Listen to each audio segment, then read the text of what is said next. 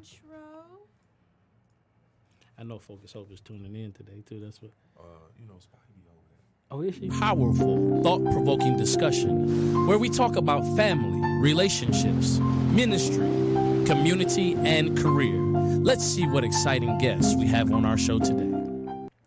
Great evening, great evening. This is the founder and the host, Andre Ebron, of the Drawing Board Podcast, where we talk about family, relationships, ministry, community, and career. Now, tonight is a very special night.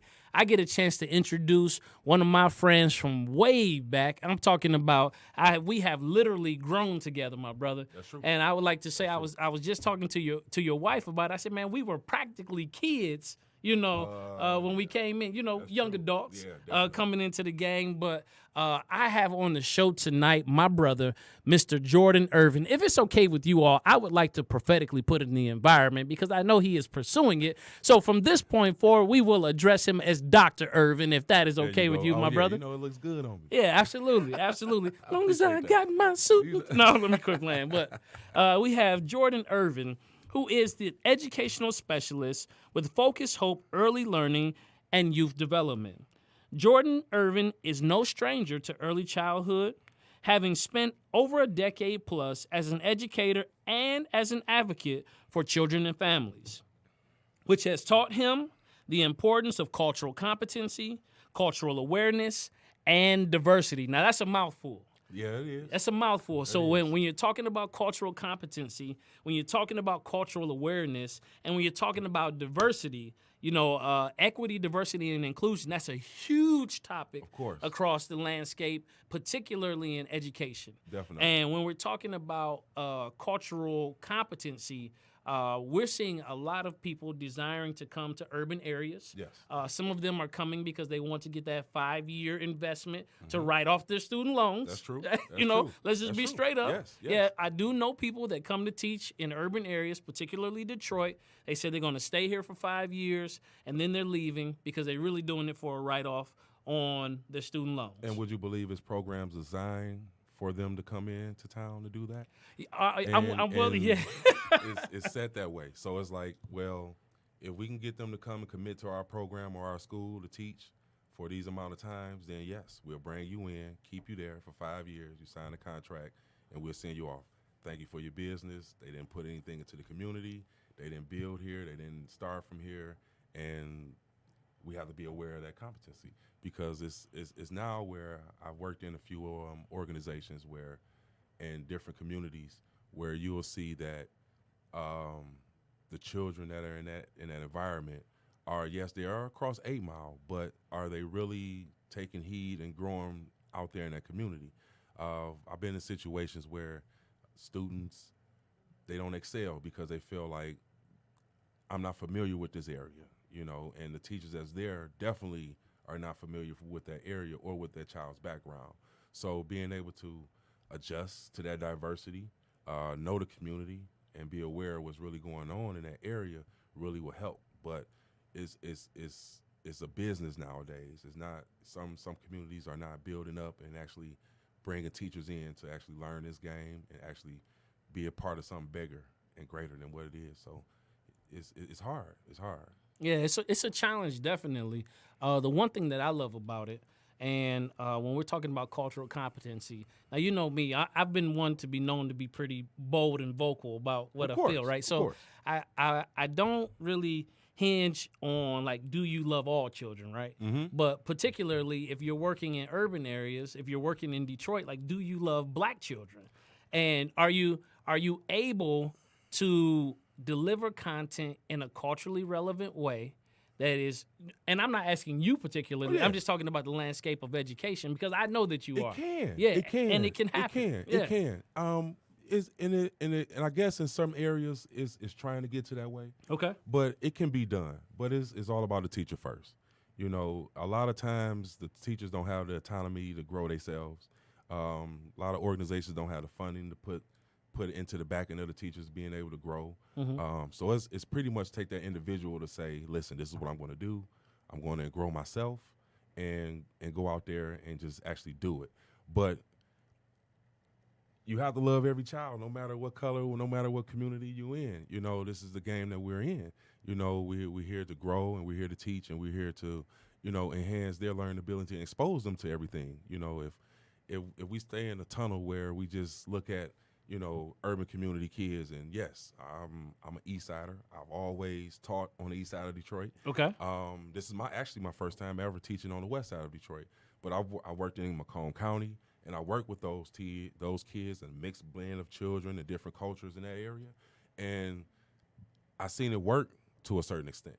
Okay. But it's all based around the teachers' efforts and the parents' efforts. Definitely the parents had to play an extremely part in making that push the teachers to actually go forward and be actually perfect in what they're trying to do and get the expectations pushed forward. That's good. I love what you outlined when you talked about like the quality of the education administered in the classroom is teacher first. And then you mentioned the fact that like organizations need to make sure that they increase capacity as far as budgeting so that they can teach, train, educate, and equip the teacher to be effective in those communities. So not just relegating it to urban areas, but to all neighborhoods. Just all neighborhoods. So period. that you're delivering content that is culturally relevant for whoever the listener or the learner is. Of course. So of course. that's good. good. And is we have to know knowledge. If we have teachers that are misinformed or not aware of what the end result is, or just not aware of the day-to-day. Some teachers are in a position where, well, I'm going to speak on myself. I can't say about other teachers. Right. As when I came into this game, like you stated, we were, 20? I was 20, you Yeah, I were was 21. Yeah. So, at that point in time, you were just newly married. I was just probably, I don't know where my mind may have been at that point in time in life, but Right. I knew that community services was what I wanted to do. Okay. My grandmother and my aunt was all within that community, but at the same time, we came from a point where we knew that we had to have everyone's back, and we worked together and succeeding in that area. But is now at a point where communities and different cultures we have to put it into the teacher's hand. We have to educate our teachers and keep them informed. I wasn't informed when I got into teaching Head Start. I didn't have no degree. Mm-hmm. I came in, I got laid off from DTE. I went right on in, got a job. I was a parent sub. Didn't have a child in the program. They made a position for me or found a position for me to take on to be involved in the classroom. And from that day forward, I was taught different things. Different individuals brought me in and said, listen, this is the way you want to look at it. This is the way you want to do things. This is how you should carry yourself. They brought in that type of mentality. So it's like nowadays it's more of a business aspect. They don't put forth the fact that the teacher needs to have a certain day off. When are you going to appreciate Teacher Appreciation Week? Those type of things to keep the morale going and the retention. Right. It's every year we go through a time where every summer is teachers laid off because, one, they don't have enough education that maybe the organization probably could have figured out a way to make it happen for them. And they're good teachers. They just need a little extra push. And most of the time it's some parents that you have that's in your program that want to know the program. You have to figure out ways to bring them in, to learn them what the curriculum is. Right. How do we expect our parents to teach what our children are learning in the classroom if they're unaware of what the curriculum basis is, how to approach it, how to address it, how to actually identify the things that their children need, So luckily, man, and at Focus Hope Early Learning, yes, sir, youth development, we're striving. We do these things. We do these things often. I brag on my teachers because all of them, they go above and beyond. That's right. They don't mind getting pushed. We bring in parents. That CDA class we taught, they learn the curriculum. They stay in the building. We found them other positions if we couldn't employ them. We're actually building up our community. And it's working. We see the results. The children are coming in. They're learning. They're there. The parents are there. They're active. So it's a great thing once you apply that to to the teachers. You support the teachers in every way. Listen, you see a lot of great things that can happen, especially in early childhood. Yeah, no, I fully agree with you. And since we are on the drawing board, I didn't want to glance over the part where you had to reimagine the possibilities of what you could do next. So you said you got laid off at DTE, then you became a parent sub. I know that there was training there and available, so you got a chance to get your CDA. I did my CDA. You did your we CDA. Went right there to Wayne, WC3, right there on the Eastern Counters campus. We was in there. Absolutely. And from your CDA, you pursued and got my associates. Your associates. From your associates, you got went and got my bachelor's. Bachelor's. From your bachelor's, went and got my master's. And so if DT had not done you the favor, they did me a favor. Yes. But it took my wife to give me that extra push. Okay. I can give that to her. I wasn't going to go into early childhood. When I was getting ready to leave, that was it for me. Okay. I was going into community information technology. She's like, why would you throw away 10 years of hands-on experience, learning, and knowledge to go start all over again and do this? Why? Right.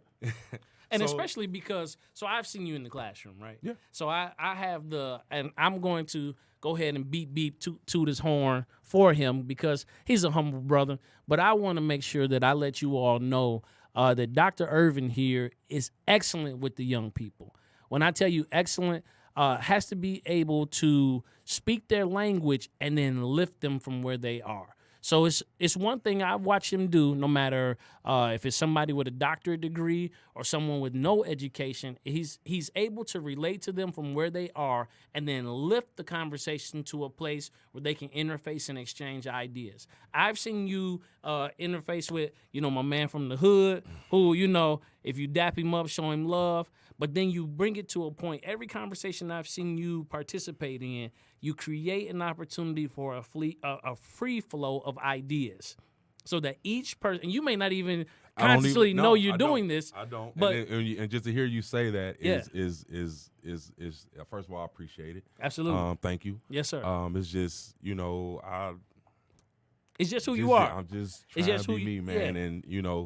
And if I can increase anybody to have an idea or to experience something different, thank you. I greatly appreciate you letting me put that in you, whoever that is. Right. But at the same time, I was once the guy. From the hood. Right. East side of Detroit. Yes, sir. A lot of us don't make it from that side of town. Right. But we with love and community, we always push forward. And now is different. I'm to the point now where everyone needs help. I'm trying to build a teacher coalition of monsters that's just gonna come through and we just sweep up all of Detroit. Okay. You pick a neighborhood, you pick a side, whatever. We want to be on it. We want to be in it. We want to be involved in it. Absolutely. Because it's not going to just take me. We could sit here and talk about this all day. It's going to take a lot of action. And the little steps that we've been doing with our summer program, that's been working beautifully for us. We actually have a waiting list for that, so now we're trying to figure out ways to how we can improve that, to make those families not be on the waiting list. We want to help everybody. Right. We also have the dance class that's taking effect and been going well. That started this past Saturday. Little girls in there are learning. We still accepting children at this moment. That's not full yet. Okay. We have the young boys, one sound, one body, the football that starts Monday. Okay. That's at one sound. That's on the east side as well. What's that? Sound Mind, Sound Body? Sound Mind, Sound Body. Yeah, absolutely. Kurt Blackwell. Definitely. Yep. Kurt is a good guy, man. Oh, yeah. We also got DC Elite, the basketball with their DC Coleman. D. Coleman, yeah. D. Coleman, that's starting on the 29th of July this month. Okay. That's going to run through August 2nd. So we have right now we have the Diamond Princess Young Women. Shala Marguerite. Oh, yeah. Yes. Shala. I know Shala. She's doing great things over there. Shout out to Shala. She took one of my classrooms and took two of the classrooms. It just made it like, wow. Glammed it up, and right? Yes. It's beautiful. It's beautiful. Today, we started our introduction of our male Men in Motion, our Young Men Academy mentoring program. Okay. So we met with some parents. We met with some young guys that we have. And it's like I said, Ebron, we trying to do all these quality activities, give quality education, quality literacy, quality knowledge, so everyone can be involved where it's not foreign no more. Education need to be back cool like it used to be. Right. So, yeah, I mean, I appreciate all of the programming. And since you brought that up at this point, where can they go get more information about that programming? Please come to 1550 Oakman Boulevard on the west side. We're right there, Oakman and Linwood on the corner. You can come right into the front door.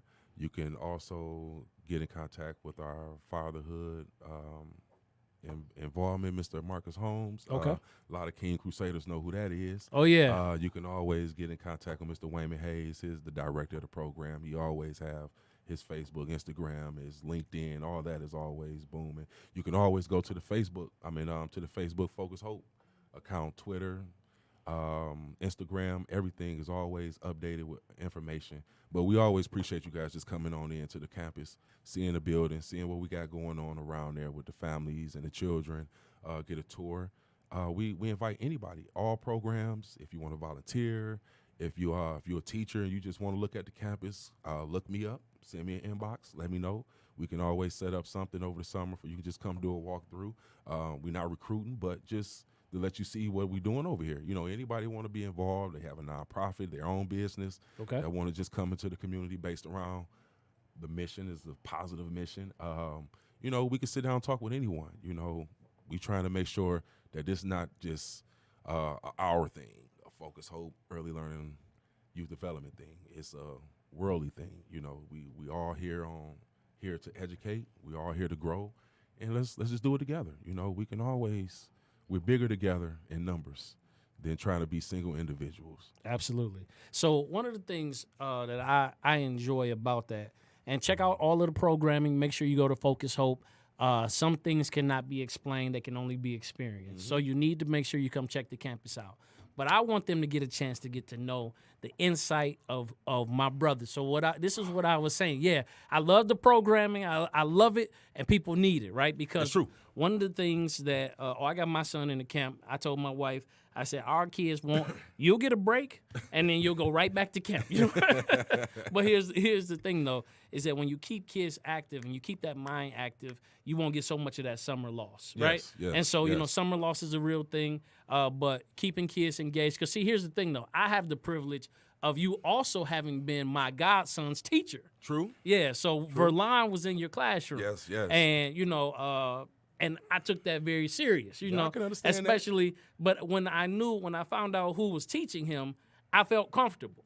You should have. Yeah, no, absolutely, right, absolutely. But here's the thing, though, and then my wife's best friend, I call my sister, of course, Storm, and then my boy Vic, who Man, they are, the Carmichaels, I right, love the them, Carmichaels. So they are my baby's godparents. So you got a squad of 4 that exactly. come, that's ready to bum rush at any time. Absolutely. And listen, when Mrs. Carmichael come up that hallway, man, it's a different walk. So it's certain right. families you already know that carry a certain aura about the expectations of their family, right? The expectations of the teacher, right? The program, because the school that your godson was at, they had high expectations.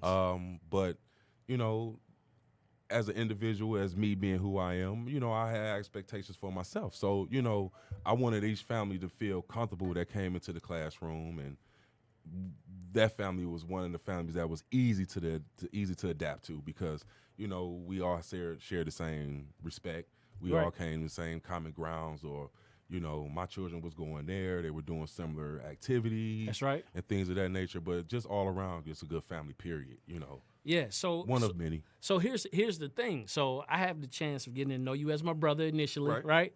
And then, seeing you develop and grow, and we both were developing and growing. That was kindergarten. Yeah, right. Then you get a chance to actually be my godson's educator, his teacher, and those formative years, early childhood into kindergarten, like those are huge years. We're talking about gross and fine motor skills. We're talking about all of these things that tend to student success that a lot of times aren't mentioned, or unless you're in that environment where they're talking about formative years, formative growth, where they're talking about gross and fine motor development, where they're talking about social emotional learning beyond them getting to, 1st through 12th grade. Right. Because, now that's the big push, right? So they're finding that children are having challenges coping with the stress. Yeah. And so you're integrating things like Calm Classroom to be able to get kids to be self-aware and so that they can self-regulate and self-soothe when they find that their social and emotional interactions are a little off, right?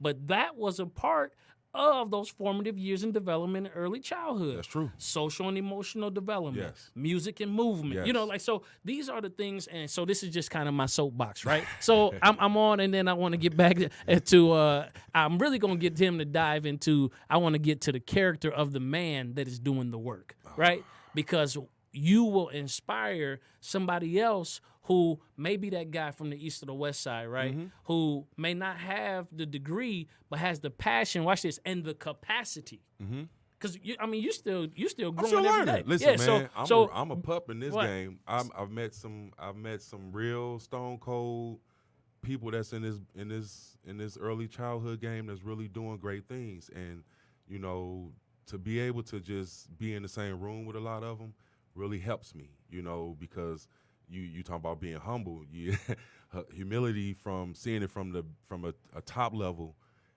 shows you how to really be humble at the level that I'm at, you know, and to be in these rooms with these individuals, they pour in knowledge to you, they pour in respect, they pour in this because they know that you're hungry, they know that you want to be involved, and it's not too many of us in this realm that can really, you know, stick with it and keep going, and they really want to, and it's a lot of them out here that really wanted to keep going and see the expectations and the real end result of this, man. So one of the things is, you know, that across the landscape of education, the African American men only make up 2%.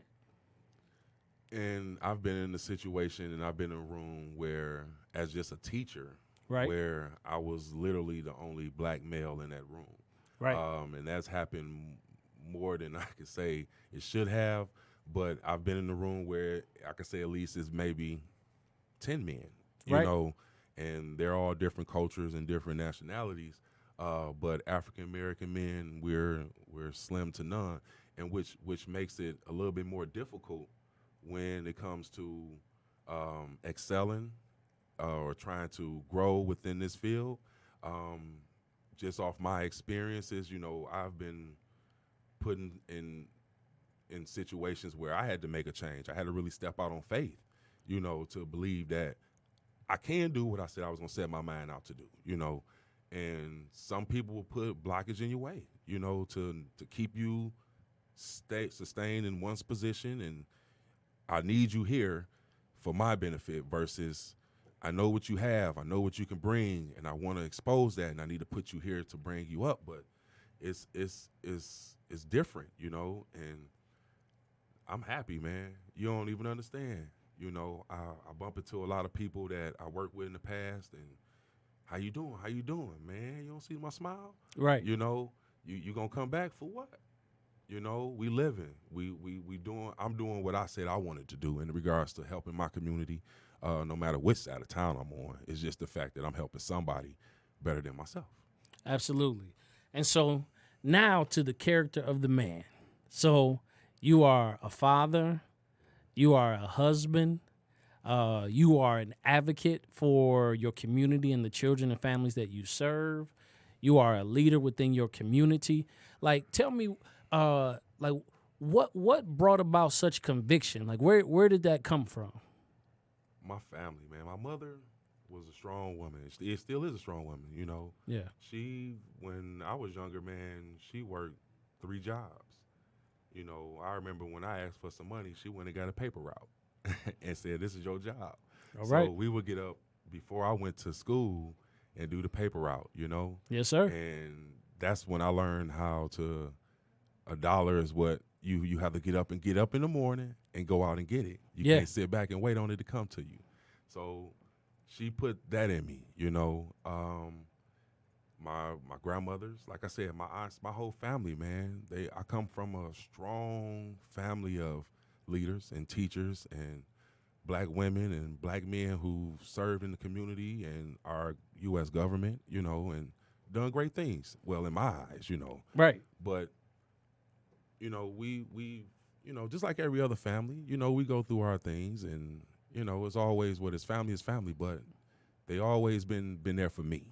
And once my mother showed me that, how to be a single parent and raise me and my sister and showed us this is some things that you need to do, how you need to go about living and just continue to love, it was always a great thing. When I was going through my cancer, man, I had Hodgkin's disease when I was 15. And imagine going through high school, and having to experience that. Yes, sir. So my mom, bro, listen, she, every doctor's appointment, I'm the one sick, but she laying in my hospital bed. Yes, sir. Yeah.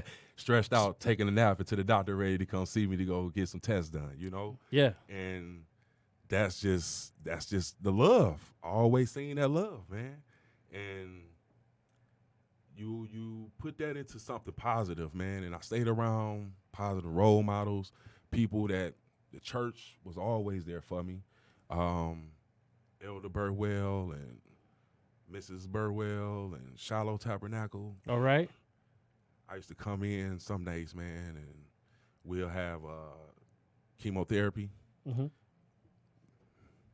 Mr. Hayes would come pick me up. Yeah, yeah. I'll stretch out across the pew, man. And as long as I'm in church, I was good through that process. But once again, it go back to love. So now get into the game. Yeah. Now I'm teaching and I'm learning. I happen to meet my wife, not knowing that she was going to be my wife. Yeah. Started off as my friend. Okay. But it ended up growing into something positive. Something beautiful. And seeing bigger things. And it turned into that's what it was, So once again, it go back to love. So that's what always kept me around.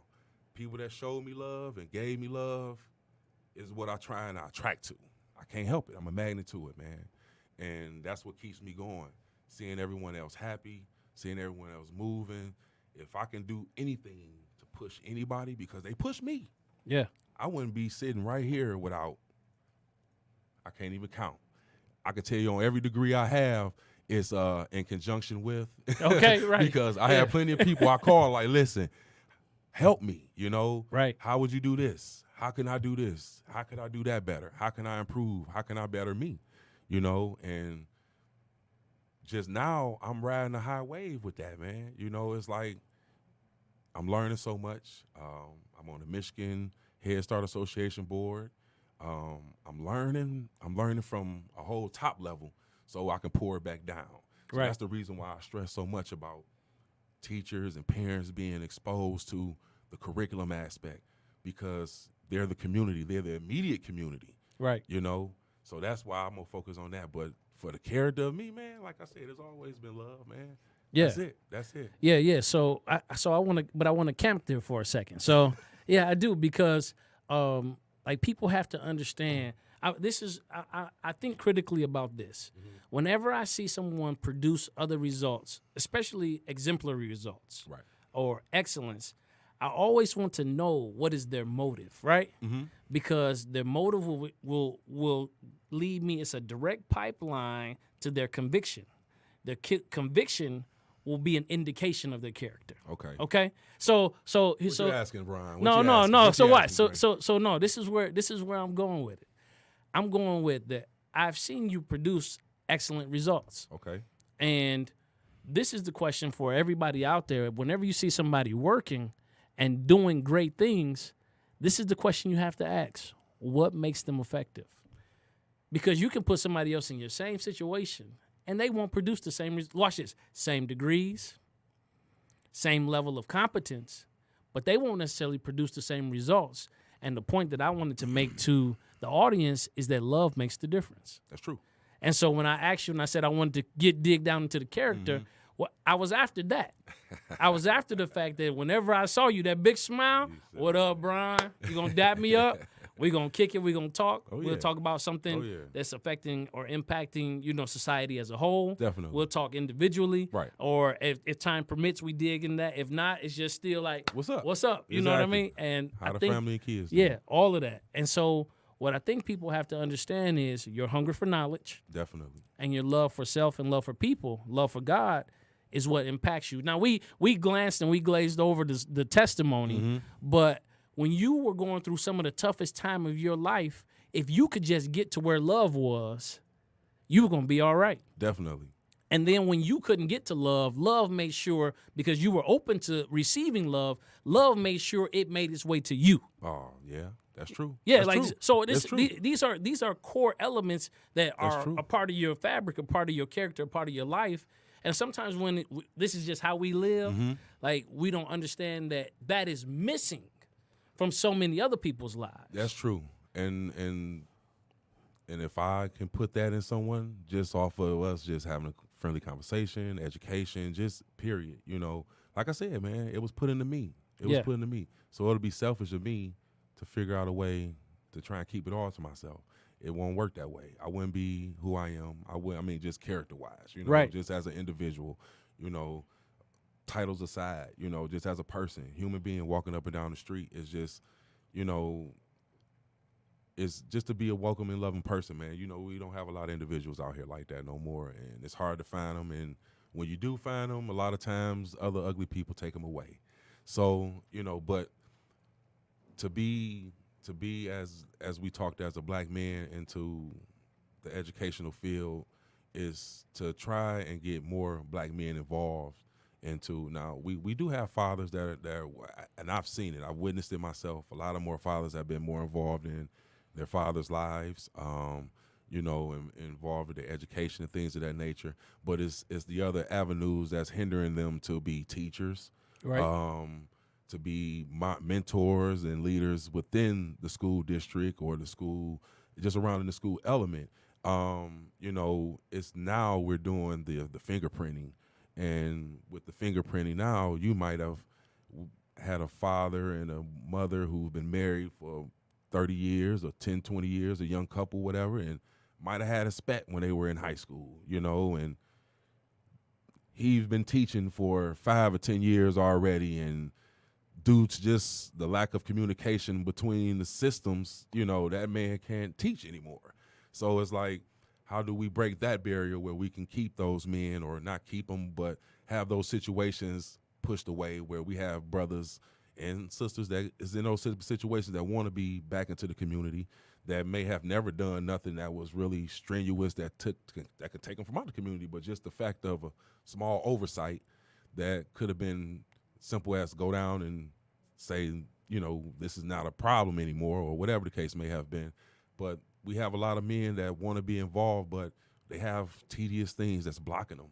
And we're trying to figure out other avenues and ways that we can break that barrier to bring them back into the programs. We want to introduce a lot of not just men, but diverse families, cultural diverse. So we welcome any man of any nationality, culture to come and that want to be involved in any type of the education process. But we want to get all them involved. We want to show that that we're still relevant. Right. We're not just here to be a paycheck or just to be a, you know, stereotype of deadbeat or not involved or certain things. It's just, you know, we trying to break those barriers, and we, you know, but we can't do it individually. We can't do it alone. We need those individuals that we are already working with, dads and other dads that's going through it, to come in and speak so we can understand and know what it is, how we can better support them in literacy. A lot of dads that have issues with reading, and my whole thing is, how do we address that? Okay. You know, because I can't tell you to go home with your son and read a material or a certain type of novel or a certain type of book if I need to start you off at picture books, which as a man, you know, he's not going to admit. We have our own little ego. Oh yeah, the pride gets in our the way. pride's getting in the way that Right. says, listen, you know, but listen, you don't know. You just don't know. You're ignorant of knowledge. You know, my saying is always, ignorance is a learned behavior. If you continue to not want to learn it, you're just going to be ignorant to the knowledge, period. So to be informed is just what it is. So if you don't know how to read, let's start with these picture books. Let's build from there. We here to teach you this. I mean, you can come sit in I bet you if you come sit in one of my classrooms, you'll know how to. By the pick it end of up. a school year, Yeah. I guarantee you, not only will you bring in kind to the program for your time and your support, for doing things around the program, for giving back to the community, Right. you're also picking up a trade. You're learning. We're also going to support you in whatever other avenues that you need within your resources to help you support you to continue your growth within the program. And if you continue to want to grow educational wise, we have avenues for that as well. Right. So it's a one-stop shop for any male or any woman who's experienced difficulty in literacy, because now they're pushing the literacy laws that if children don't know how to read by third grade, they have to start all over again. Mm-hmm. So how do we expect our families to understand that severe method right there if they don't know how to read themselves? How do we push that? We have to expose the parents to the literacy, and we've created different ways. We've created different avenues at Focus Hope. How are we going to do those things? Okay. It's just we need that continuous support from other men and women that are experiencing things. Like I said, man, we're a program that doesn't judge anyone. We're strictly for the community. We're here to help. So whether good, bad, put your pride to the side. Come in, talk to us. We have a resource of some sort to help anyone in any situation.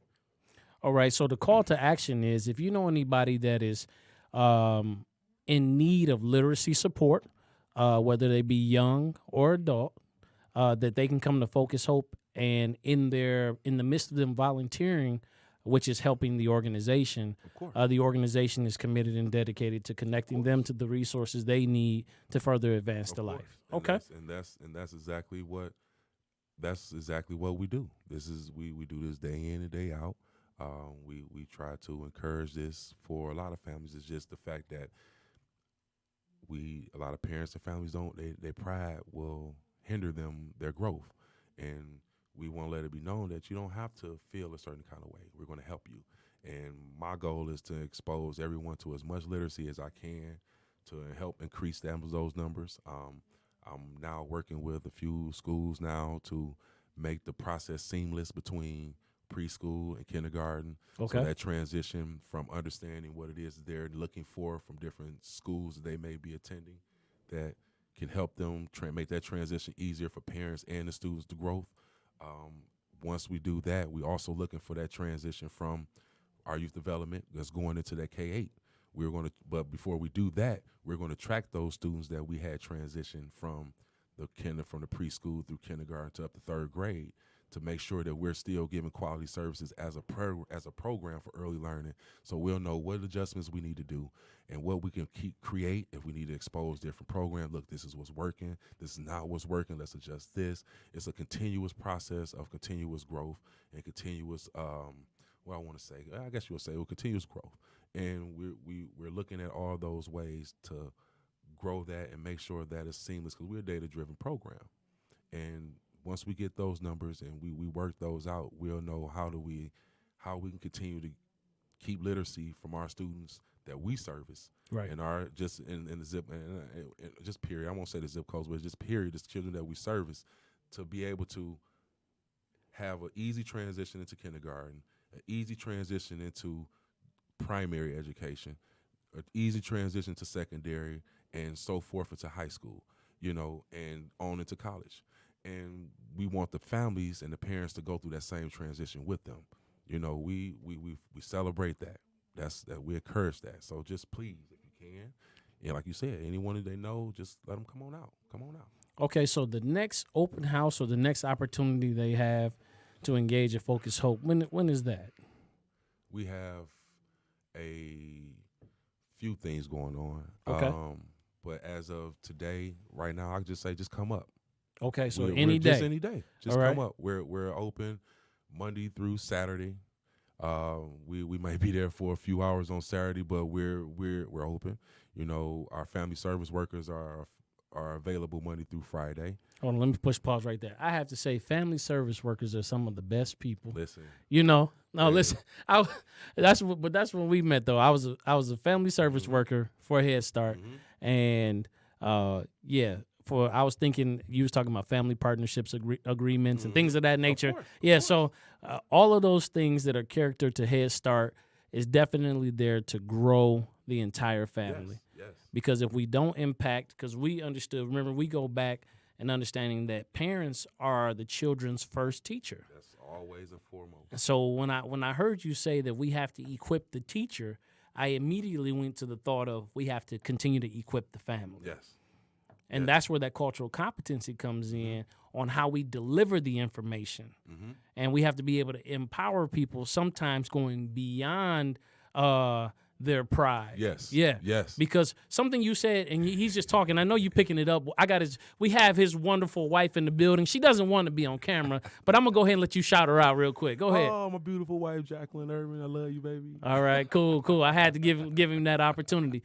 But one thing you said in this interview that I think that you should make a staple, you probably say it a lot, but you said your pride will hinder your growth. Of course. And so, but I think that's important because that's a hook, line, and sinker to ask yourself, like, literally, am I not progressing to the point because I have put up this false wall Yes. of not admitting to someone that I don't know. Yes. And I listen, man. I'm a victim of it. I'm still living it. I learn it, and it's a continuous learning experience. You know, we always have to remind ourselves. Period. Look, if you can't do that, then I mean, we have some other issues we need to work on. That's right. But Yeah. But for the most part, I mean, you have to identify the positive and the negatives about yourself.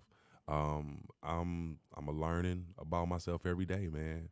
Working with children, they expose the negative in you instantly, you know, and you know, me and my wife been married almost 9 years this year. Congratulations. I mean, this year will be 9 years. Yeah, so congrats. It's that in itself is a continuously learning process for both of us, you know, and just being you have to just be able to learn how to be a husband. You have to learn how to continue to be a father. You have to learn how to continue your craft. You still have to find some time for yourself in there. Absolutely. But and everything else in between. So it can be tough, you know. But like I stated, my wife and my family's always been my support system. They always seen that I can always progress, and they always push forward for me. You know, it can be some long nights, and she she said it's been some long nights where, you know, she's like, you know, nah, you gotta, when you know, something gotta stop, you know, but she understands the end results. When she see the end results, she knows that, you know, it was greater than what we all, or what I expected, you know, for one, because 9 times out of 10, a lot of times I'm the nervous guy. You know, is it going to work? I'm up in my mind. I'm thinking up at night. Should I do this? Should I do that?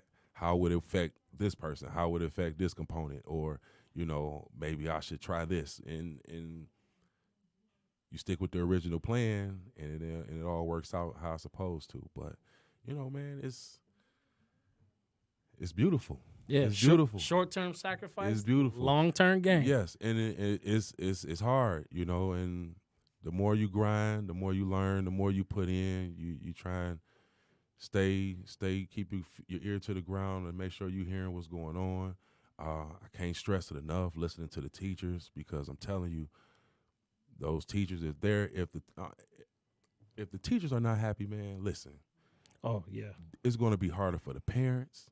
It's going to be harder for the children, and it's going to be harder for the leadership. It's going to be harder for the program overall, you know? Right. And the more you put into them, the more we and I don't want to say cater to no one's ego, but the more you put into their education, you put into their livelihood, you respect the fact that they need time off, you respect all those necessity things and appreciate them.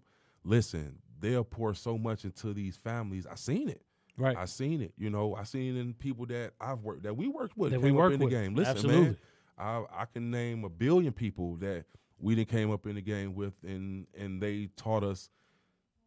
It was an abundance of love and support for these families from all branches, from the assistant teacher, the custodians, absolutely, the movers, the family service workers. So it was a wide range. You got love from every angle. It was a family, and that's what it was. And you know, it's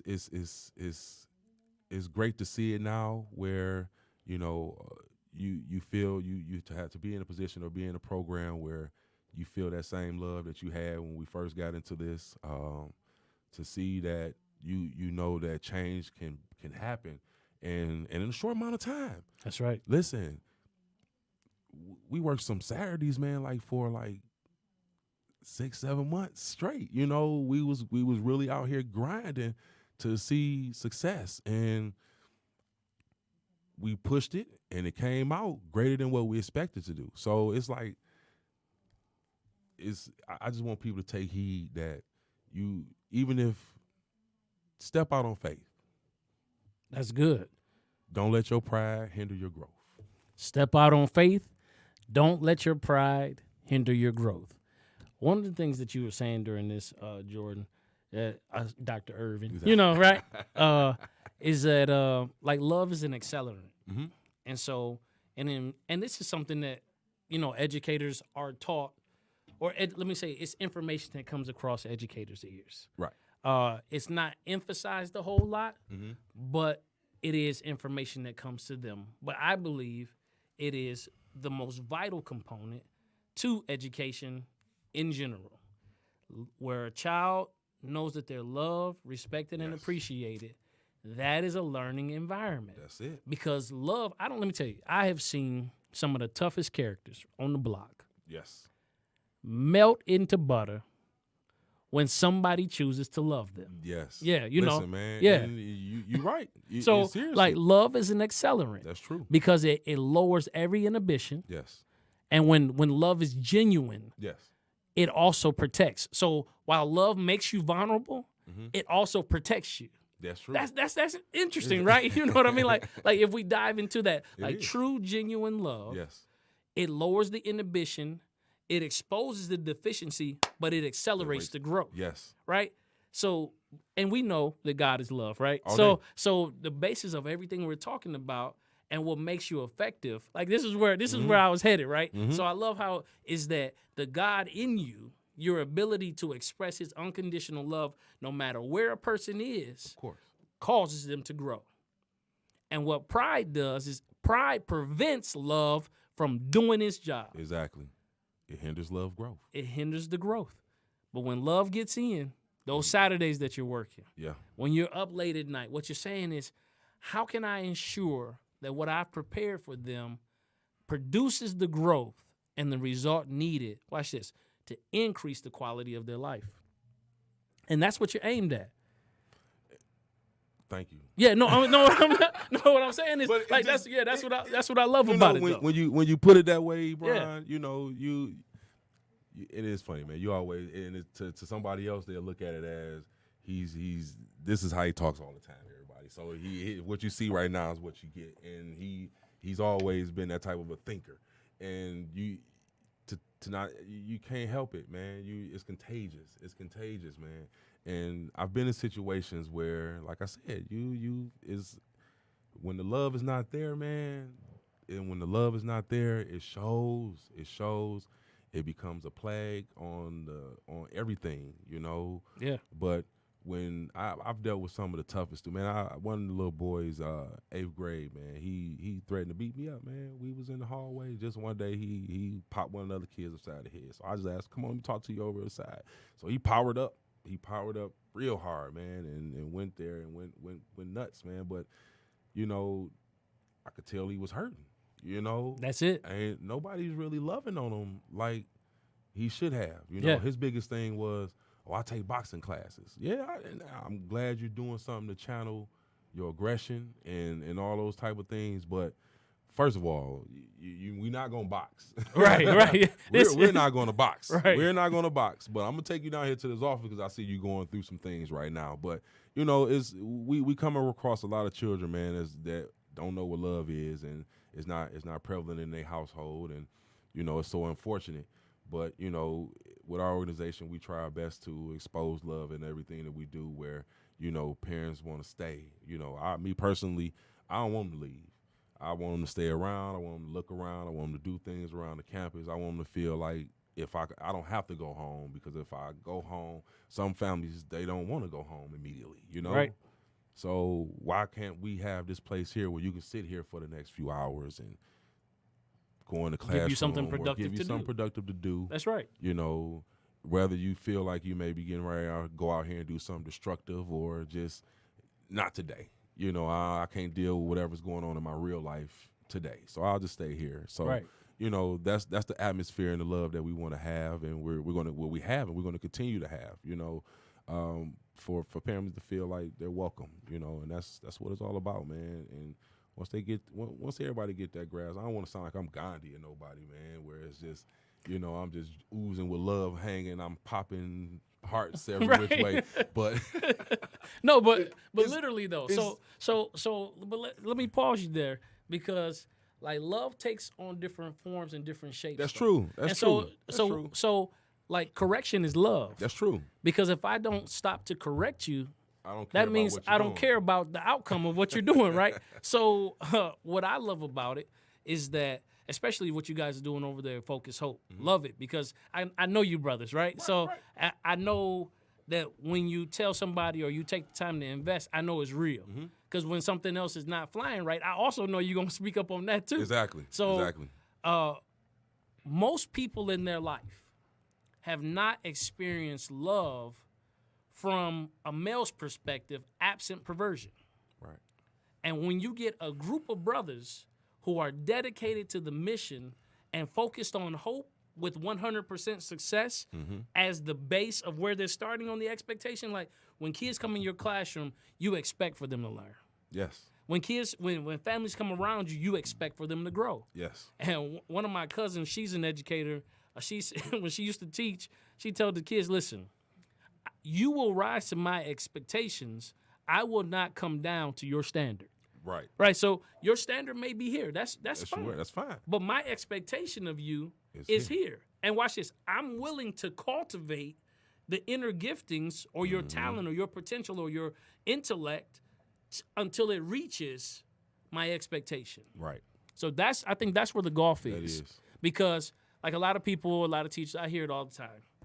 You got to go into the classroom with these high expectations. Yes, you absolutely do. But with high expectations must also be coupled with the tenacity to get where they are Yes. and to grow them to your expectations. You have to meet them Talk where they about are. that, bro. You have to meet them where they are. Listen, and that comes with understanding your community.